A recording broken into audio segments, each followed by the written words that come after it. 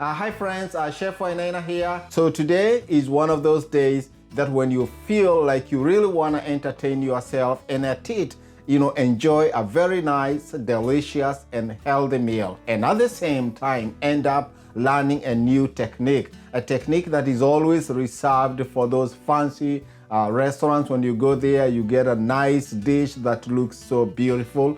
And you know what? We can do that in our own kitchens. And today, that is our mission. So I have a beautiful piece of a pork tenderloin here. Pork tenderloin is a muscle that is found along the spine of a pig. The same thing, that is the fillet, the cow fillet or the veal fillet. This is a muscle that actually doesn't do any work. So it makes it nice and very, very, very tender and very juicy. So what I'm going to do with this one, I'm going to remove this. It's called a silver skin. It tends to be tough when you cook it. It makes the tenderloin curl a little bit. So I'm just going to use a knife. Just take this. This is good. This is fat. So it's always lean. So it doesn't need to be overcooked. I'm going to turn my oven to 425 degrees. So first things first, I'll put that one aside first, and then I'm going to explain the rest of the ingredients. This is going to be a nice and very, very, very healthy dish. So we are going to use a good amount of vegetables, and everything, by the way, is finished in the oven. We are going to use a technique called a searing. So which means we are going to use a very hot pan, heat it very, very hot, shimmering hot. Sear the tenderloin until it's nice and browned, and then we are going to finish everything in the oven. So the dish in total takes about 20 minutes to cook after you prep everything. So what I have here, I have some Brussels sprouts. Brussels sprouts are mostly known as a Thanksgiving item. But they are usually available nowadays throughout the year, so you can use them. I have 2 color baby potatoes. I have some shallots here. If you don't have shallots, you can use any onions that you have. We are going to saute those in a separate pan and finish them in the oven too. I'm going to use one of these carrots. On the same pan that we are going to do this one, we are going to do a pan sauce. So it's going to be different techniques that we are going to showcase for this recipe. So let's go ahead and do that.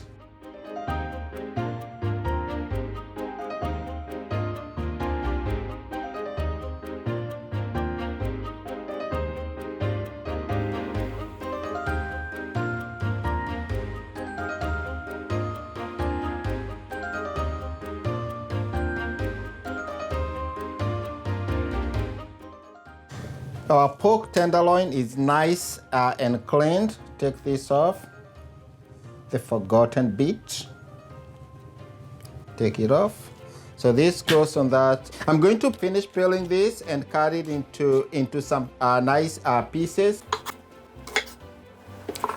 These potatoes are already cleaned. Just so that they cook faster, I'm going to cut them in halves. The pork tenderloin, after it's seared, doesn't take long. It takes just about 10 minutes. These potatoes, you can actually leave them whole. I have some Brussels sprouts here. Take the bottom off, and then all I'm going to do, cut them in halves. That's our oven has come to temp. Then I got our shallots here. You can use the white onions, usually called the cipolinis. I'm going to use the shallots. So those are our vegetables. So potatoes, Brussels sprouts, our shallots, and then we got our carrots here. I have some peas here, frozen peas. We are going to use these ones the last minute. The other things that will go into our dish, this is a mix of garlic and ginger. We are going to use these ones to make a pan sauce. After the pork is nicely seared, we're going to make a pan sauce. So we are ready to start cooking here. I'm going to season my pork here nicely. Salt and pepper, nicely coated. That is all set.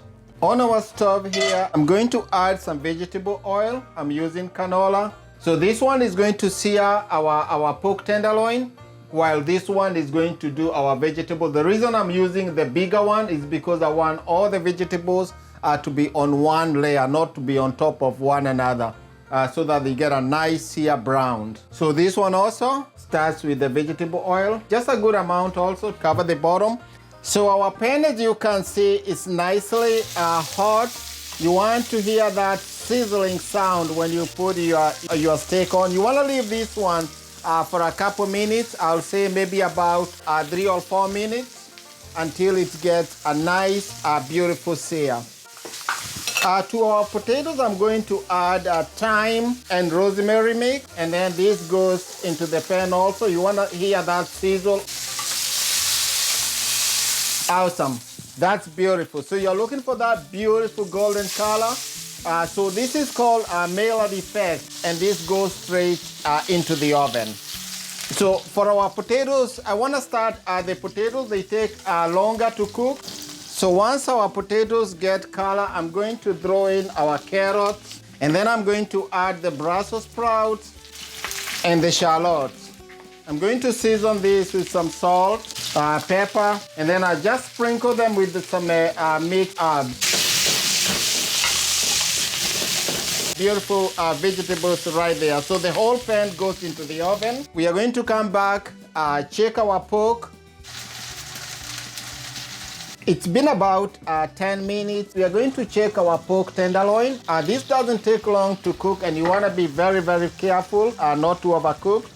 This actually is around mid-rare here. I'm going to move this one to this platter here.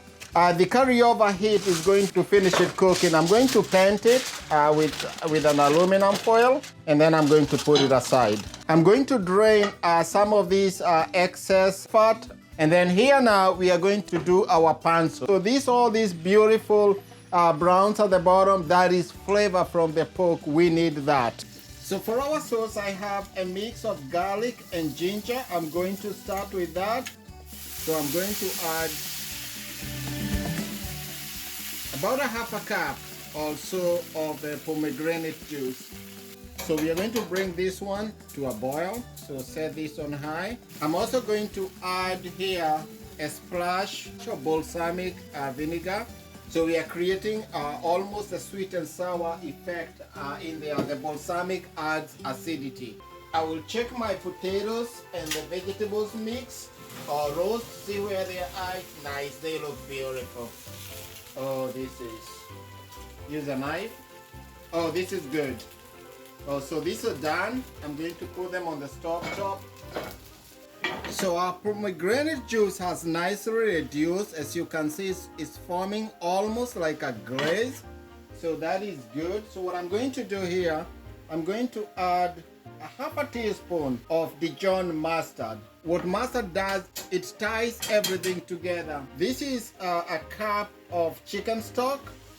And then I'm going to bring this back to a boil and then reduce it once again by about 3/4. So what I'm going to end up with is almost like a glaze. So our sauce is nicely reduced. I'm going to untent my pork tenderloin. So first I'm going to add all these juices. So remember how we cooked it to mid-rare?